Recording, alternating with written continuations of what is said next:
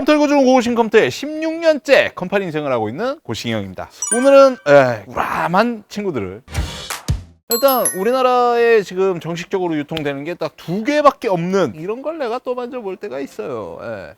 아틱사에서 나온 리퀴드 프리즈 2 420 커세어 H170i 엘리트 LCD 2가지를 오늘 준비를 했습니다. 뭐 대충 들어서 아시겠죠. 순행 같은 경우에는 기본적으로 120mm짜리 2개 붙어있는 작은 친구 240 제일 필두로 해서 280 그리고 작은 거 3개 키 큰 360 이 위로 140mm짜리 3개가 붙어서 420mm 이렇게 돼 있는 요 쿨러. 근데 요 420mm짜리 같은 경우에는 지금 종류가 2가지밖에 없습니다. 항상 요게 문제가 됩니다. 뭐가 문제가 되느냐, 바로 장착되는 케이스가 별로 없기도 하고요. 이 장착을 조금 잘 몰라서 다나와 그 케이스 밑에다가 댓글을 달잖아요. 댓글을 달면 케이스 제조사 회사에서도 약간 두려워해요. 420 장착 가능합니까? 그러면 거기만 답글이 안 달려 있어.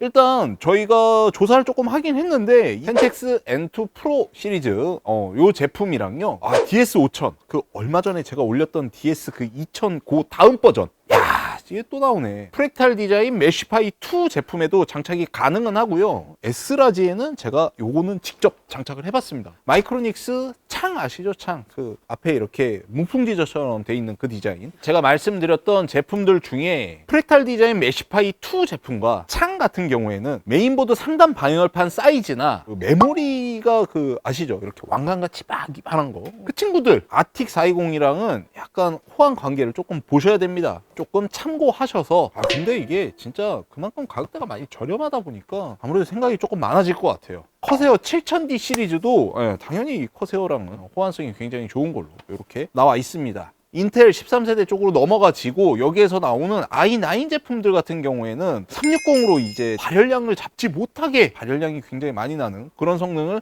갖게 됐죠. 그러면서 이 420을 꼭 써야 된다라는 얘기들을 조금 많이 나오기 시작했습니다. 그러다 보니까 요 두 친구 중에 어떤 게 조금 더 가성비적으로 좋은지, 어떤 친구가 조금 더 성능이 좋은지, 자 각각의 특징 말씀드리겠습니다. 아틱사에서 나온 요 420 같은 경우에는 원래 360이 먼저 나왔었죠. 이 360도 제가 한번 만져봤어요. 조금 크다라고 느껴지는 DLX 21 다크 플래시에서 순행 달기로 굉장히 괜찮은 케이스죠. 그 친구에서도 360이 장착이 잘 안 돼요. 두꺼워가지고 그 메인보드 위쪽에 있는 방열판과 굉장히 자꾸 맞닿게 되는 약간 그런 느낌이 있죠. 그러다 보니까 장착할 수 있는 케이스가 많이 없어요. 저렴하게 넣다 보니까 920T에다가 측면에다가 장착을 하게 되는 약간 그런 상황이 발생이 됐었는데, 아틱 제품 같은 경우에는 일반적으로 순행 제품이 다른 제품들보다 라디가 조금 더 두껍다, 제한이 많다, 거기다가 420이라서 더욱더 제한이 심하다. 가격대는 굉장히 조금 저렴한 편이에요. 한 17만원. 두 번째로 오늘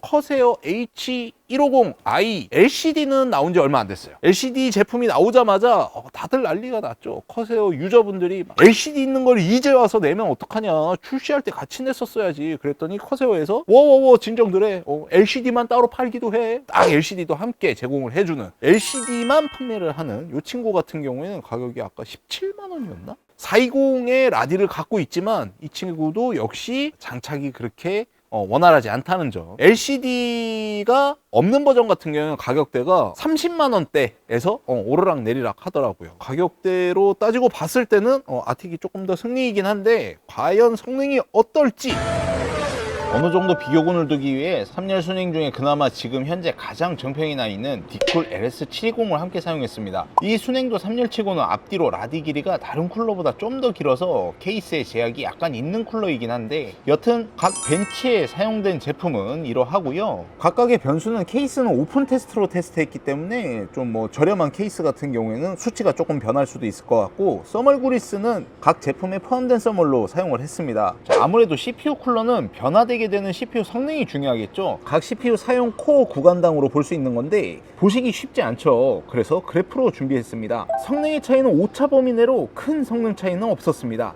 i9 제품이 있었으면 좀 더 눈에 확 보일 텐데 약간 좀 아쉽게 생각이 드네요. 두 번째로 시네벤치 R23의 벤치인데 이 친구 역시 돌릴 때마다 차이가 있기도 하고 LS720도 i7으로 사용하기엔 충분한 성능이어서 그런지 정확한 성능 차이를 보긴 약간 어려움이 있어 보이네요. 자, 이제 각 온도를 보려고 합니다. 시네벤치 R23을 3분 정도만 돌렸고요. 딱 끝났을 때 온도 차이를 봤습니다. 각 온도는 처음부터 현재 온도, 최저 온도, 최대 온도, 평균 온도입니다. 아틱의 써멀 그리스가 좀 약했는지 있는 그대로의 CPU 온도는 생각외로 아틱이 가장 높게 나오긴 했네요. 써멀 그리스가 변경이 된다면 개인적인 생각에선 커세어와 비슷한 온도가 나오지 않을까 생각이 듭니다. 마지막으로 아틱 프리저 펌프 쪽에 추팝추스만한 쿨러가 달려 있는데 이걸로 메인보드 전원부에 영향이 있다 하여 확인해 봤습니다. 나머지 두 쿨러에 비해서 최대 온도, 평균 온도의 수치가 10도 내외의 수치에 온도 변화가 있는 걸로 봐서는 뭐 나름 괜찮다 생각이 드네요. 가격과 LED 유무 그리고 라디의 두께, 컨트롤할 수 있는 프로그램 등 뭐 이 정도의 차이가 있을 것 같습니다. 자, 이렇게 오늘 420 두 가지 CPU 쿨러 한번 봤는데요. 어떤 제품이 조금 더 가성비가 좋아 보이시나요? 저는 노코멘트 하겠습니다. 좋아요는 홀수, 구독은 필수, 알림 설정은 박수 치면서 다음 영상에 좀 더 알찬 내용 찾아뵙겠습니다. 감사합니다.